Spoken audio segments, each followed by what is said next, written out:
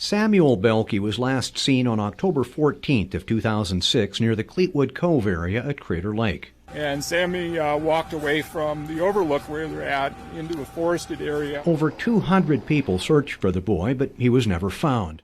If you were there Saturday, please call the tip line so that the proper authorities can know how to get my son back safely.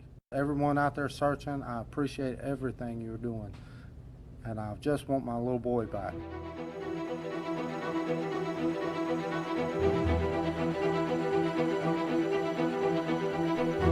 Thousands of people have mysteriously vanished in America's wilderness.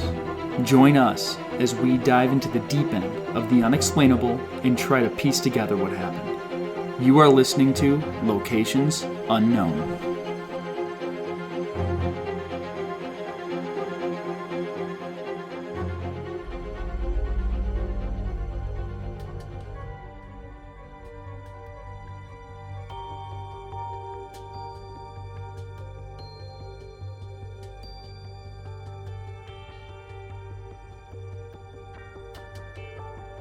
What's up, everybody, and welcome back to another episode of Locations Unknown. I'm your co-host, Joe Irado, and with me, as always, is Mike Vanda Bogart. How's it going, Joe? Thanks for tuning in. Before we get started, I've got a couple updates, some exciting updates. Our first update relates to the Arvin Nelson case. For a couple episodes, we've been telling you guys about an interview we have planned. Well, we've got it scheduled now with two people that have known Arvin for a long time, have hiked with him, and we should have that interview out before the end of the year. It's kind of some inside baseball with Arvin, who he was, what type of person he was. They hiked with him in the area he went missing, so it should be a great interview. I'm really looking forward to it. The second update I have is we've got an exciting collaboration coming up. We're going to be collaborating with the website strangeoutdoors.com. If you've ever been to their website, they cover a lot of these mysterious cases, and they've got a lot of great articles on there, and we're looking forward to a future collaboration on new cases. So we got a lot of cool updates coming up here, so stay tuned.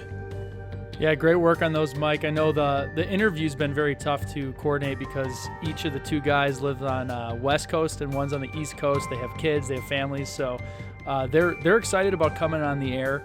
So it's going to be great for us to learn some new things about Arvin, get some new insights, potentially some theories from close friends outside of just what we looked at in the news. So that will be great. Yep.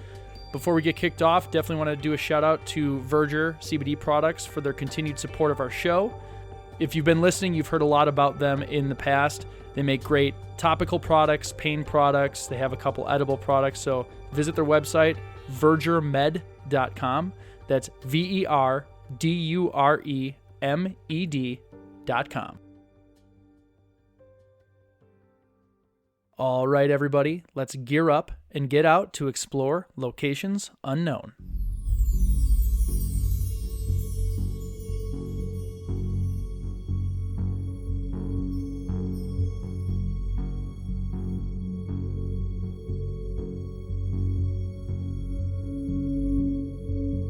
October 6th, 2006.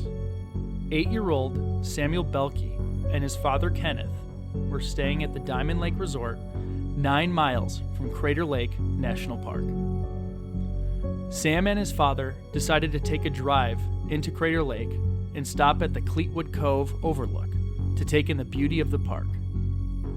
About a quarter-mile east of the Cleetwood Cove Trail, Samuel and his father parked, got out of the car, and began walking into Crater Lake. After a few minutes of walking, 8-year-old Sam crossed the road and ran off into the woods. Seeing his son run into the woods, Ken chased after him, but to his shock, when he got to the woods, Sam had vanished, never to be seen or heard from again. Join us this week as we piece together the mysterious disappearance of Samuel Boehlke.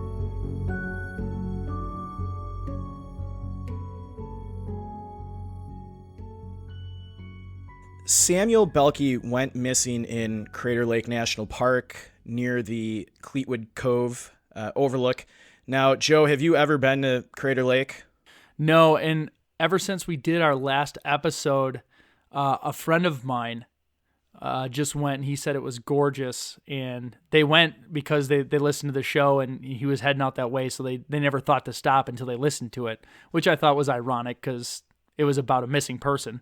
But but no, he said it was really beautiful, and ever since then, if I get out to Oregon, that's definitely one of the places I want to stop at. Yeah, same here. I've never been there, but it's definitely on my bucket list of places to hike. So Crater Lake National Park is located in Oregon, and it's a pretty big park. It's about 286 square miles.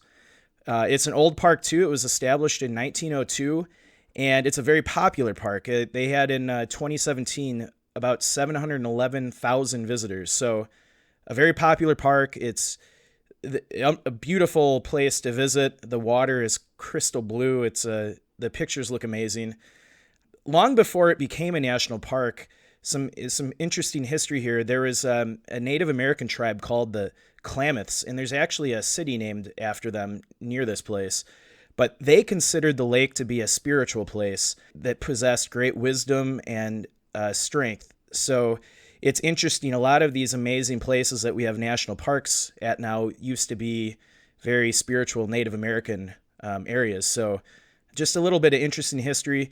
I've got some kind of interesting facts about the area, Joe, so maybe I'll quiz you here. Okay. What's the highest point in the park? I'm gonna guess there's not many places over 10,000 feet. Like I feel like there's some mountains there, but it's not like there's no 14ers. I'm guessing. Actually, the highest peak is 12,000 feet. So you can do some pretty good alpine hiking. I'm gonna say I was kind of right then. You were kind of right. I won't quiz you anymore, but a couple other interesting facts about the park. The lake is 1,949 feet deep, making it the deepest lake in the U.S. So just think about that. If you live in the Midwest, you could fit the Sears Tower into it, and I don't think you'd be able to see it. So it's a very deep lake. Interesting, scientists estimated that it took over 250 years for Crater Lake to fill to its present levels. So just think about that for a minute. A lot of trails in the park. There's 140 miles of trails in the park. And there's only been one person in the history of the park to descend to the bottom of the lake, which was a guy named, now I'm going to butcher this, Mark Boehlke. And I'm sure I butchered it. Boehlke. And he made it to the bottom of the lake in a submersible deep rover. I'm imagining probably similar to something that James Cameron went down in to view the Titanic. So, yeah, it would have to be with that much water. And the poundage per square foot just would crush anything other than a special submarine. And obviously, because this lake was created by a volcano, there's no flowing streams into it. So all of the water you see in the lake is from precipitation and snowmelt. So an interesting. I know we learned that last time, but the new one is obviously that they say it took about 250 years. So, I mean, that's crazy. It's 250 years of rain and snowmelt to fill the thing up. And, they get a lot of snow there. So the climate is very wintry and cold most of the year.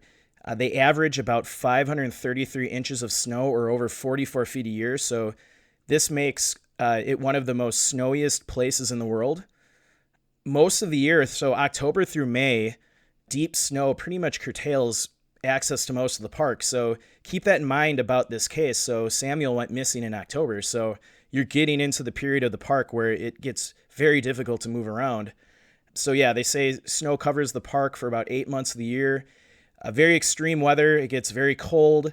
Obviously, it's snowing 44 feet a year, so it's not uncommon to have a snow event. One snow event where it could snow, 5 feet. That's insane. That's like there's very few days out of the year where there's just not snow on the ground, it just seems like. Yeah, so this is why park officials really stress that people visiting the park in the winter need to be prepared to be potentially stuck out there for long periods of time, because as you'll find out later in this case, if you go missing in Crater Lake National Park during the winter, search and rescue may not be able to get to you because sometimes the weather is bad enough they can't fly helicopters. Jeez. There's avalanche issues in the park, so that happens. So it's a pretty dangerous park to hike when it's, October through May. And even in the summer, there's a lot of lightning in the couple months that it's, warmer out. And so they warn hikers about lightning strikes in the summer. And which is funny because snow sometimes stays on the ground into July. So your summer in Crater Lake is a month or two. Crater Lake was created by a volcano. The volcano collapsed about 7,700 years ago to form what we know now as Crater Lake. So it's been there a while.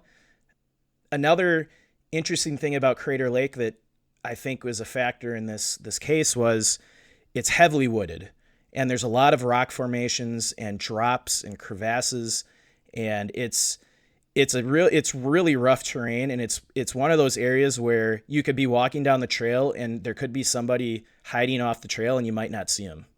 5 feet off the trail. It's that dense. That makes it more likely that you're going to have those incidences where people can go missing and the search and rescue effort will just be hindered by the brush. Exactly. Yeah. So we've probably covered a few other cases where the brush is this thick, but definitely is a factor in this case.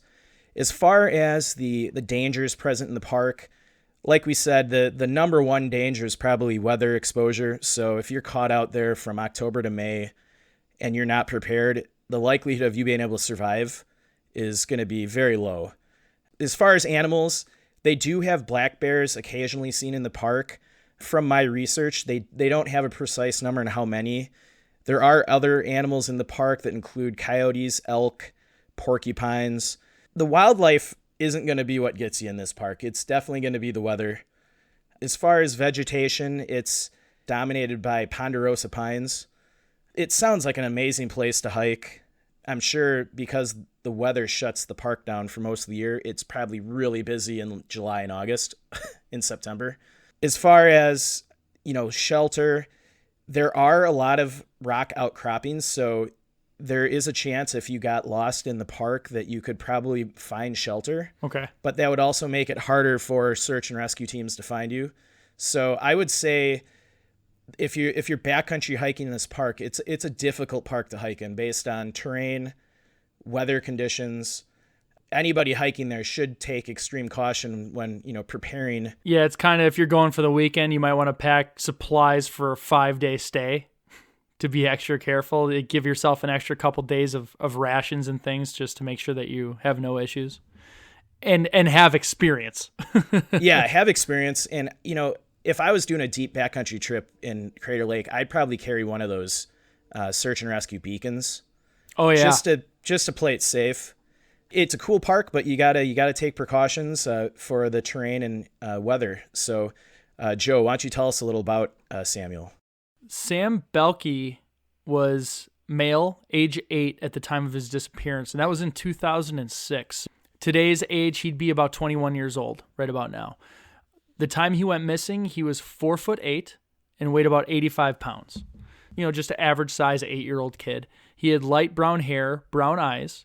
He was last seen in a long-sleeved black and green striped shirt, cargo pants, red suede slip-on shoes with rubber soles, and a blue winter coat. If he gets stuck out in the elements in those kinds of clothing, he's not going to survive long. No. Yeah, it's good for the day, but not an overnight, especially in October. It was snowing in October here just a few days ago, and it can be really bad. And then up there, it's even worse than it is down, we're in Milwaukee. It's much worse up in Northern Oregon. His personality, he was passionate and bordering on stubborn. He did have Asperger's, so a lot of times that's where that stubborn can come from, because people with Asperger's are very particular about certain things. He's got a high-functioning form of autism, essentially. So as a result of his condition, he had extreme reactions to bright lights and loud noises, as you'd expect from someone with autism or Asperger's.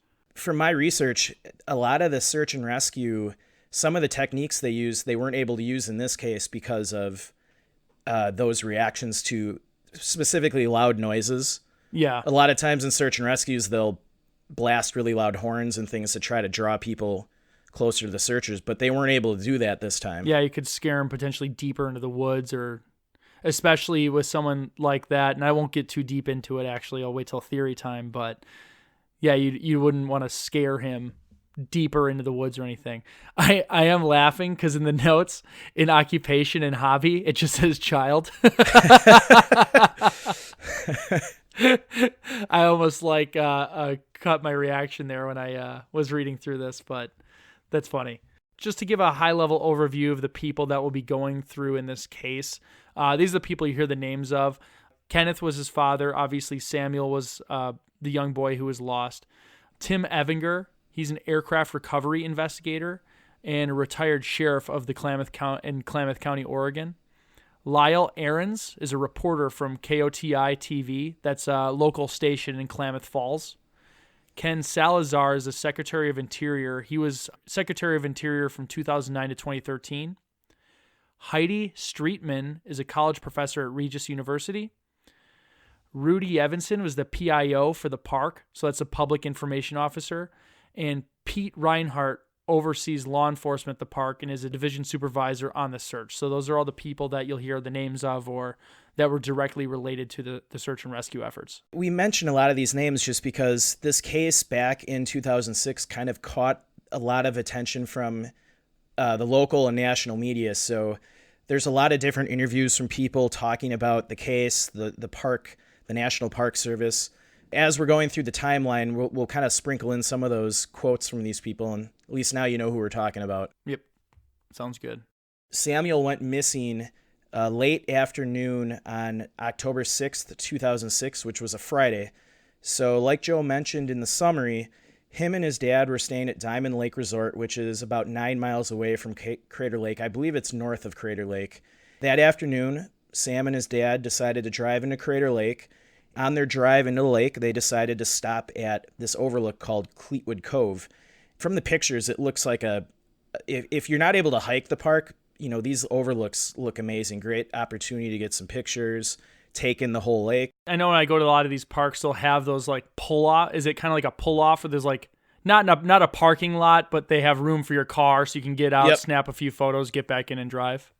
Yeah, so it's a dirt pull-off. If you've seen pictures of Crater Lake, the road kind of goes around the ring of the lake, and it's, you know, you've got more mountainous terrain on the left side, and then you've got the lake on your right side, but it's lower elevation, so you've got kind of rocky outcroppings down to the lake. So this overlook is kind of in between that, and there's actually a trailhead not too far from this overlook too, so people might, I believe there was more room to park cars, so you might be able to park your car here and hit that trailhead. Okay. Some of the reports I read stated that the father and son stopped there, so late afternoon in October, so it's going to be getting dark pretty early, and they were going to play hide and seek. This just draws some red flags right away. This father knows his son has, he's on the autism spectrum.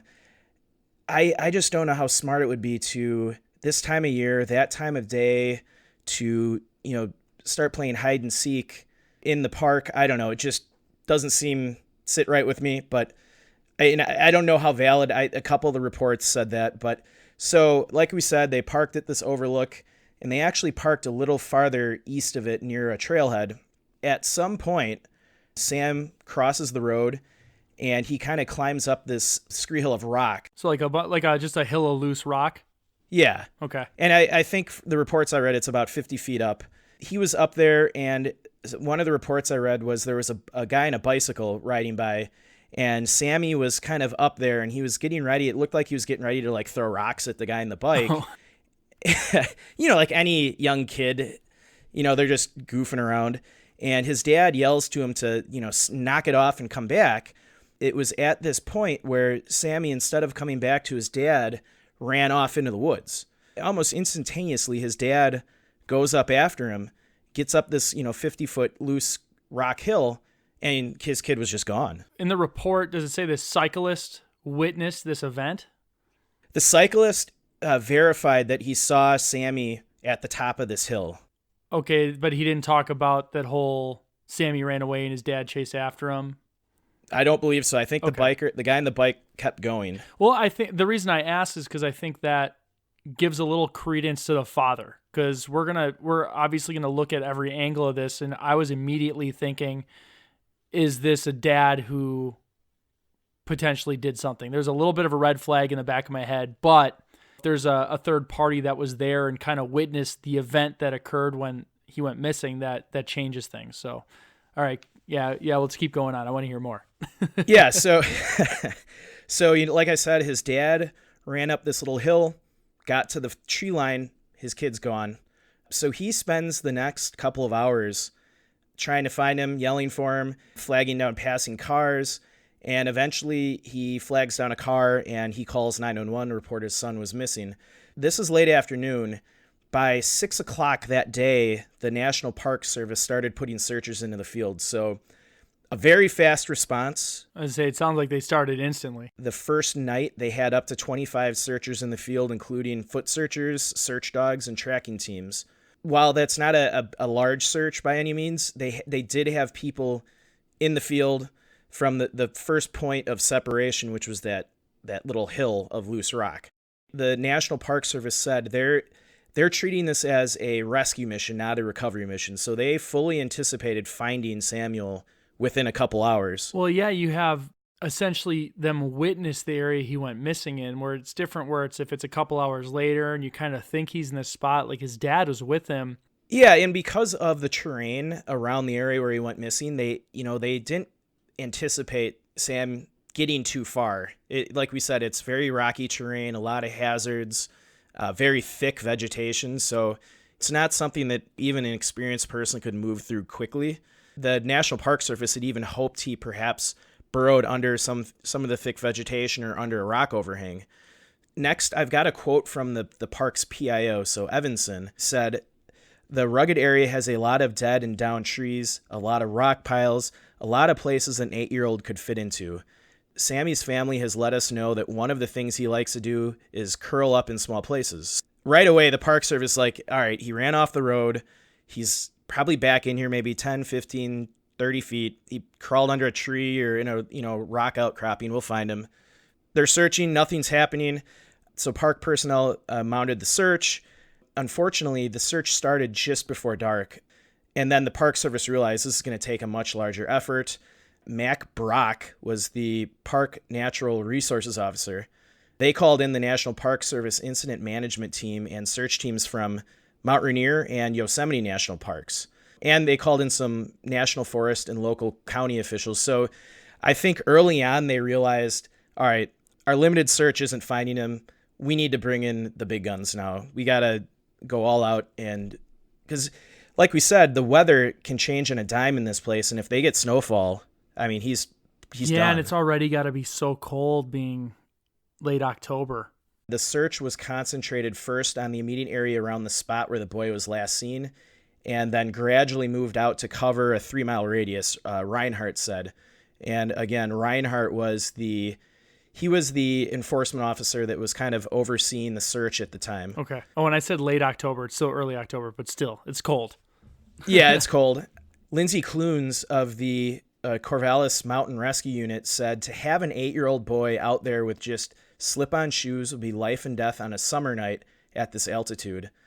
But late fall and turning to snow, hopefully he's hidden, but that just makes it tougher. So the searchers, they know what he was in, and they know that, like this lady said, even in the summer at this altitude, that's going to be a tough night. Yeah, that's so sad to think about, too, as a search and rescue person, to be up against a timeline like that, where you start searching and you're frantically looking for this child, because I think deep down what they know is every single minute counts. Oh, absolutely. At that temperature and what they're doing.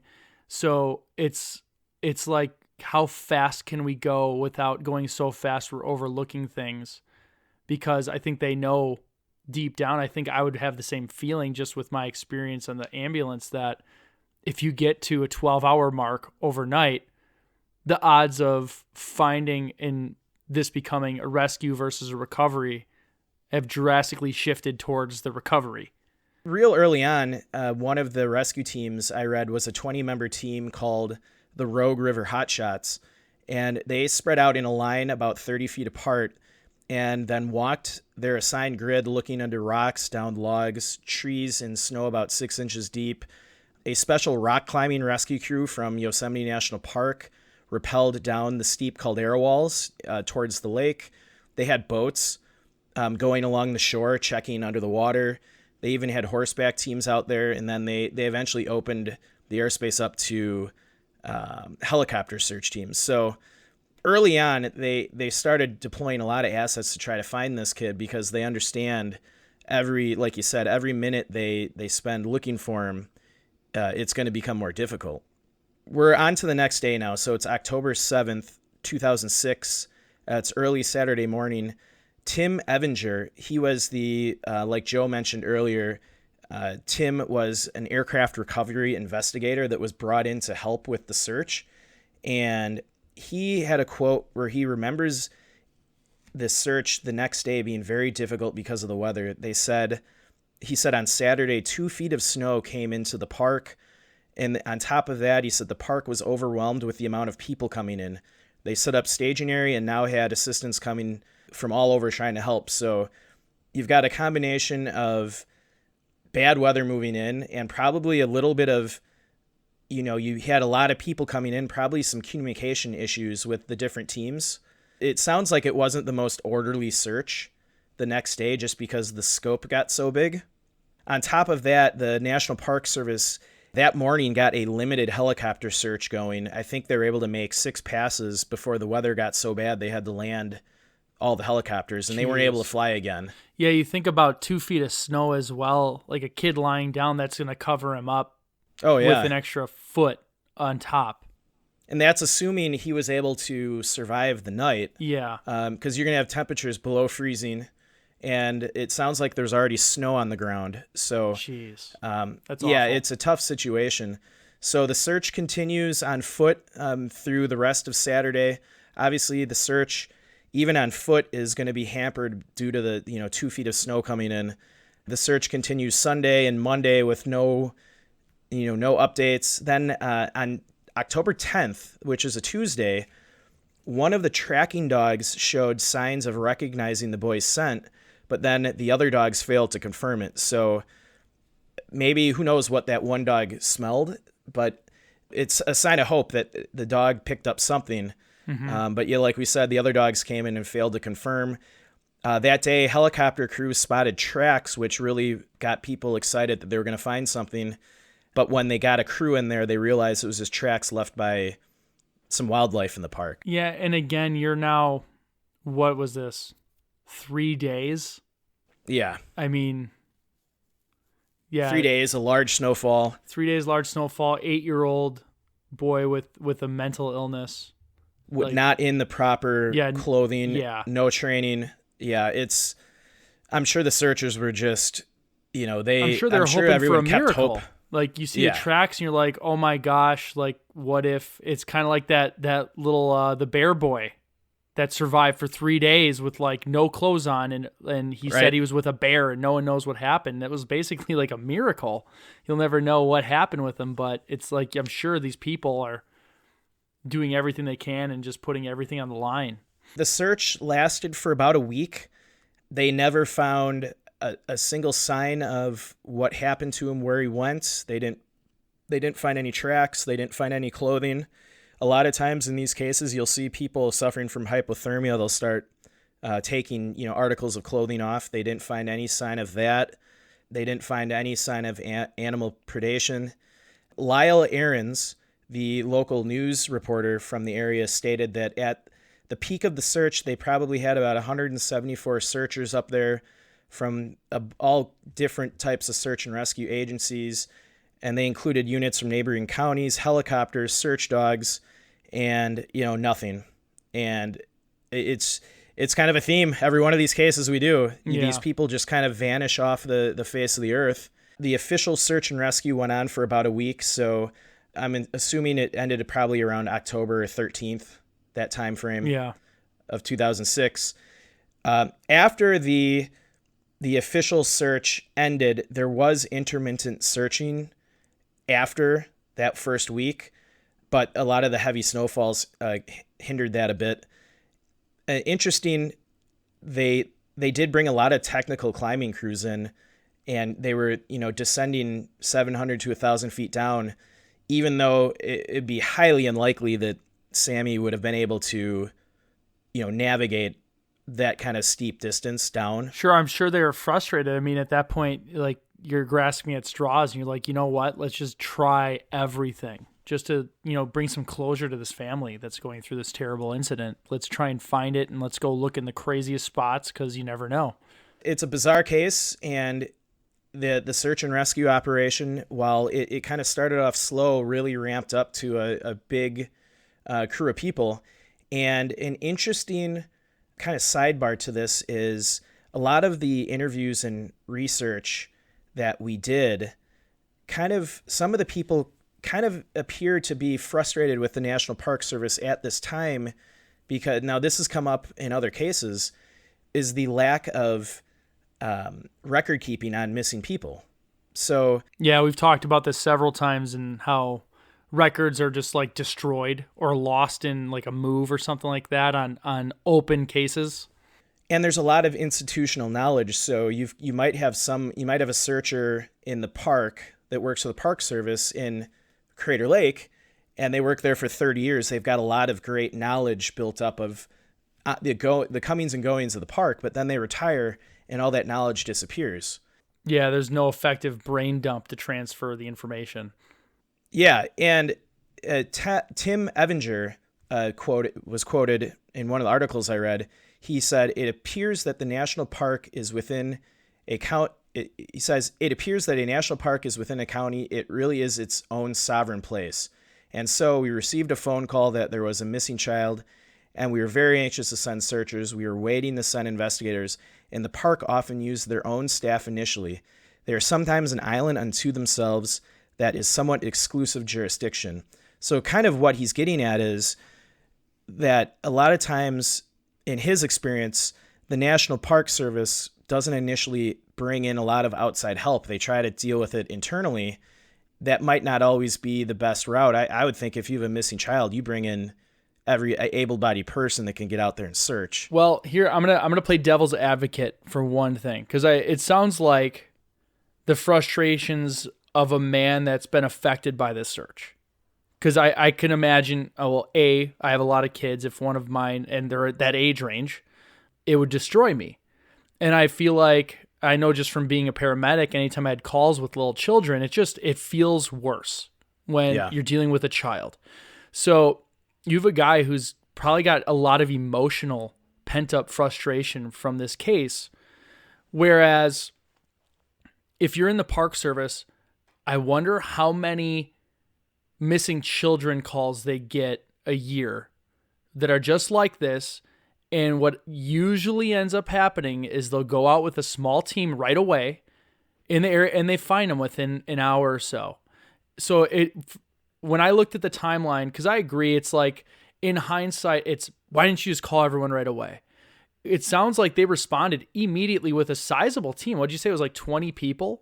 20 professional searchers within the first couple hours of the reported disappearance. Yeah, so I mean, they had a big group out there originally, and it seemed like very quickly, after a couple hours, it started ticking in their heads, okay, this is serious, and they started making bigger phone calls. So I want to give them the benefit of the doubt of, without knowing how many times they get that call a year. The interesting thing, going back to the Tim Evinger has another quote in, farther down in this article. And so he's a former Klamath County sheriff, and he was quoted, he said, "In the work I do with missing airplanes, we're always trying to look at that missing airplane list. When I was a sheriff of Klamath County, I could get my hands on a list of missing people in a matter of minutes. If you have an area that you don't even know there's missing people, if you have a specific jurisdictions that don't have that data, it makes it really difficult going back to reinvestigate when more information comes." So this is a theme I've read over and over in different cases, is people do get a frustration with the National Park Service in that they don't track on a national level the disappearances. And it makes it really hard to say you have several disappearances that are similar, maybe in different parks, it makes it really hard to, piece things together when you don't have the data. This is a common theme I've read from other investigators. I've even run into this. I've tried to file several Freedom of Information Acts with various national parks, and a lot of times it just gets returned because they have no data. Yeah, I think that's a very valid, legitimate gripe, and like you said, we've talked about it where they have terrible record keeping nationally as a whole of a database and that's where I would agree with his original statement that they kind of work like their own sovereign nation. With data, it takes guys like David Paulides to write books to start really record keeping because he's interested in it. I mean, you have a private citizen that's doing it because he was an investigator and he's interested, and that, quite honestly, is probably the most complete and accurate data set of missing persons in our country. And it took a guy with a passion to do it versus this national park system should be cataloging this information. In recent years, since I've started doing some of my Freedom Information requests, they do have a system now that is tracking incidents in the park. Okay. It's still not a, true missing persons list. But it's at least digital files versus paper in a file cabinet somewhere that gets forgotten or destroyed. Yeah, it's a digital, it tracks all the different incidents. So everything from, a DUI in the park to a murder or a death from, an accident. I want everyone listening to, we're not disparaging the National Park Service or anything like that. They do a lot of great work, and they, the professionals involved in the search and rescue missions, their number one goal is to, they're going to be out in the woods looking for people. Well, and in the government, I mean, your marching orders come down from on high. I mean, everyone there is doing their job to the best of their ability and what they're supposed to be doing. This is more of, I would agree with Mike. I don't want to make it sound like we're stomping all over the guys who work at the park, even the top dog of the park. This is from on high at the government level. This is like a congressional level. Who's the Secretary of the Department of the Interior type stuff? Like, this is where that decision has to get made, because otherwise I'm sure you do have some park rangers that are trying to catalog, but I mean, they're going to be doing it with whatever resources they have on their own time on a non-official level. This would have to be a change at the federal level that would get handed down to these parks. And quite honestly, I think it's a legitimate thing that should start getting tracked in addition to entering in historical data into a data set so you can start really analyzing the data and drawing conclusions or getting some basic analytics out of where these incidences are happening. What was the weather like? What was basically what David Paulides is doing, putting government resources behind it. So it's not just a single guy with a passion, and he's doing a great job. But in reality, you need, this is a big effort to really start pulling out some trending data out of this set. Well, yeah, and I think it probably really falls on the shoulders of people in Congress, because I know, the Department of Interior and the National Park Service probably not getting the funding that they need in the first place.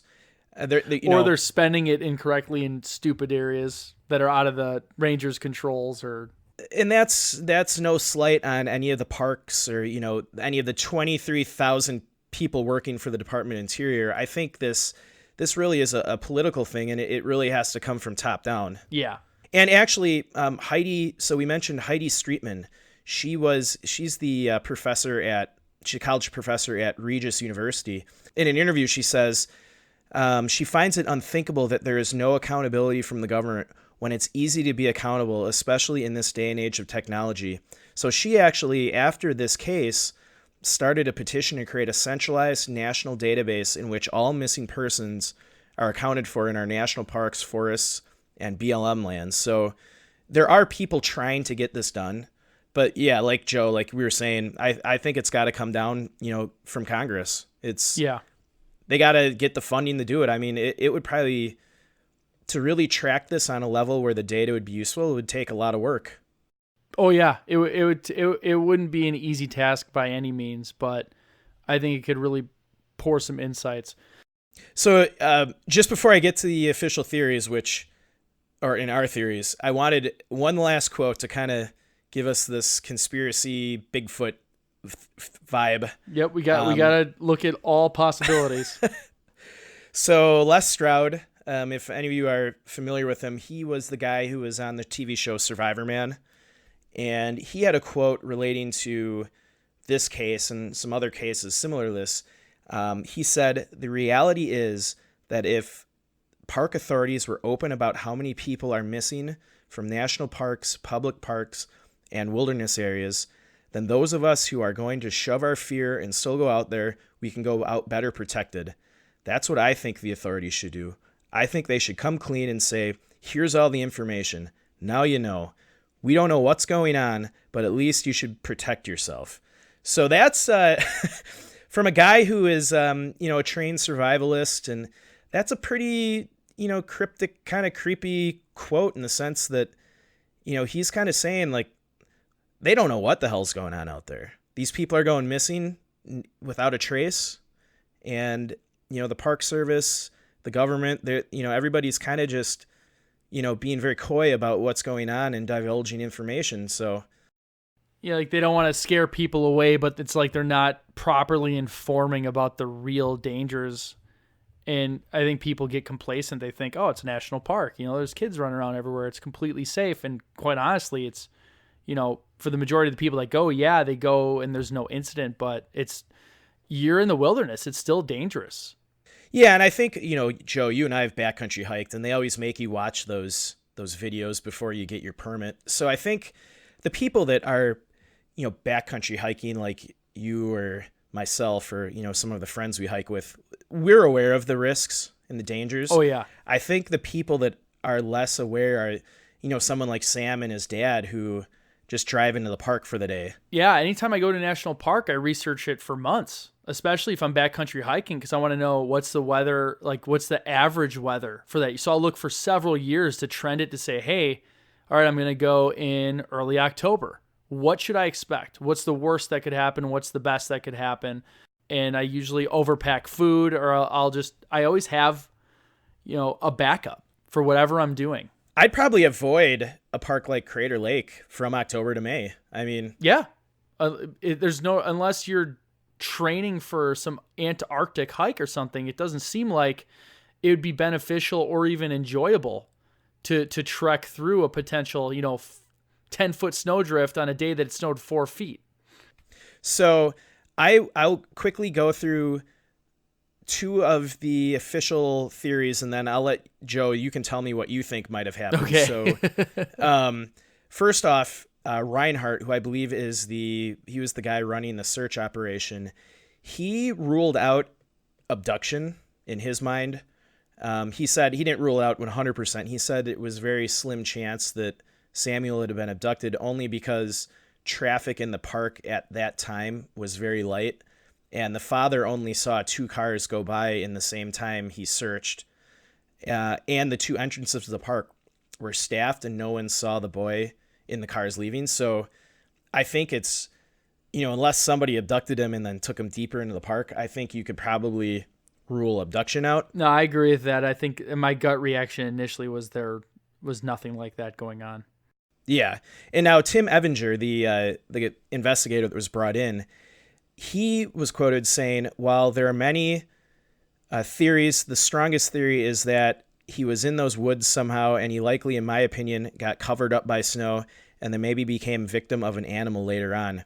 I believe that when a child goes missing and you throw every resource you have at it initially, and I would like to seen that happen with Sammy that night. So again, Tim, he feels strongly about this case, and he feels that the likely outcome is Sam got covered up by snow that night, and then later on became a victim of an animal. So that's the leading theory on this case. What wild theories do you have? I would say honestly, none of them are wild. I'd say, although this one's strange in regards to the visual and the time window in which he went missing was very small. Yeah. I tend to agree with what Tim is. I think I'm kind of on Tim's train as far as theories go, I think that's where a lot of his frustration is coming from. I haven't even heard him say these things, but just the way you're reading it, I'm trying to put myself in his shoes. Yeah. He is very frustrated. He's very, very frustrated and emotionally invested in this case. And the way his quote, because I'm reading the quote that you wrote down and it's word for word how he said it. It's like the words he used and how he said it is almost like, this kid is laying there somewhere and we couldn't find him. Yeah. And it's like, you know, he's probably beating himself up just like other people involved in the search are for. And he's frustrated and he's just pissed off. Just like I think any good human being would be. It's like that whole idea of like, we probably stepped over him. We probably were right by him and we just couldn't freaking find him. Yeah. It's, it's something all the searchers go through in these cases where they don't find anything. I think even in the cases where they find the remains of somebody, I think that gives, the search team closure. Sure. That they're at least able to give the family closure, like we found your loved one. But in cases like this where they find nothing, it's got to just nag at you. Like, what did we do? What could we have done different? Well, and even in the cases where they find the bodies and sometimes they're just way off into nowhere land, it can make you breathe a sigh of relief that if you were on a search team, you didn't search an area that made sense and miss them and then they died. Like, that would be awful if you didn't do. But if a lot of the case we have where they're unexplained, it's they end up like miles from where they should be and it doesn't even make sense, or like a little kid's body's up 10,000 feet up a mountain. It's like they wouldn't even be able to get up there on their own. How did this happen? Yeah, no, there's definitely a case coming up that we'll look at where something like that happens. I tend to agree with Tim and you. I think he likely was, he went into the woods, being that he had the mental condition that he did, and he ran into the woods. He probably maybe he got injured in one of the obstacles, or he fell into a crevasse or climbed into some kind of cave or something. Then it snowed 2 feet. Yeah. Or sadly, the search people were scaring him deeper into the woods. Like, potentially with the Asperger's and afraid of noises, you have dogs and flashlights and people calling your name. Maybe he was hiding, which is just even more sad to think of. But yeah, I think it's this one is strange, but it's almost strange, but kind of clear cut based on all the conditions and the situation. So this happened in 2006. It's 2019. It's just every time we have a case like this that's a little older, it always bugs me that they never find the remains. Yeah. I know Crater Lake has got a lot of very tricky terrain and it's very dense, and if this isn't an area where people backcountry hike, they might never find the remains. But that always bugs me. You think over 10 years later that somebody would have found something, a piece of clothing. And as the show goes on with all the episodes we're going to do, and there's so many more where they're never found, it's like kind of that idea. It's like, is there just remains everywhere in all these national parks that no one's ever finding? Like, right. Yeah. It's a little creepy, but, so yeah, I tend to agree with you and Tim that, he succumbed to the elements probably the first night. Yeah. Based on the weather and stuff. Yeah. And I think that environment would be hard for anybody to survive. With those clothes on, absolutely.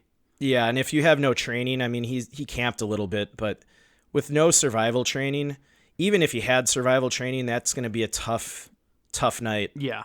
Agreed. So, well, once again, Joe, they didn't find the person in our episode. Nope. But yeah, I think our theories are more clear cut than a lot of episodes. I think this one is pretty explained very well by what we think, and yeah, I think that's it. This one doesn't baffle me like no. Some of the cases we do. It's more of an unfortunate story. Yeah. But we definitely want to hear your theories, so please share them on Facebook, Twitter, or whatever social media platform you choose to use. And I'd say whenever you're out hiking, camping, walking around a park, always remember to leave no trace.